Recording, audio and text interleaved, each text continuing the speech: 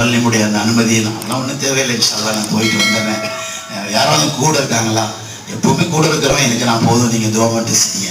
எல்லாரும் ரொம்ப யோசிப்பாங்க, கையில் அசாலாம் வச்சுருக்கிறேன், பலகீனங்கள்லாம் இருக்குது. ஆனால் உடல் ரீதியில் பலங்கள் இருக்குது, உள்ளத்தில் எந்த பலகீனமும் இல்லை. இன்ஷால்லா நல்லாட்ட கேட்டிருக்கேன், மூச்சு வரைக்கும் இப்படி சொல்லிக்கிட்டே போயிட்டே இருக்கணும். எங்கேயாவது சொல்லிட்டு இருக்கும்போது மூச்சு வரணும். அங்க சொன்னார்கள அவர் தான் மூத்தாயிருக்காருன்னு சொல்லணும். துவா செய்றீங்களா? வேற ஒன்றும் வேண்டியதில்லை. என்னுடைய உஸ்தாத்மார்கள்ட்ட கிடைச்ச பாக்கியம் அது. எனக்கு ஒண்ணுமே தெரியாது, இப்பவும் தெரியாது. என்னுடைய உஸ்தாத்மார்களுடைய மேலான கருணை பார்வை.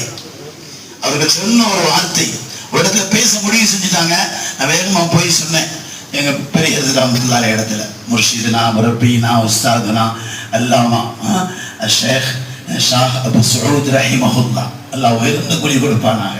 இப்போ நான் அவன்கிட்ட போய் சொன்னேன், இவ்வளோ பெரிய கூட்டத்தில் என்ன பெரிய தப்லீக் இஸ்திமா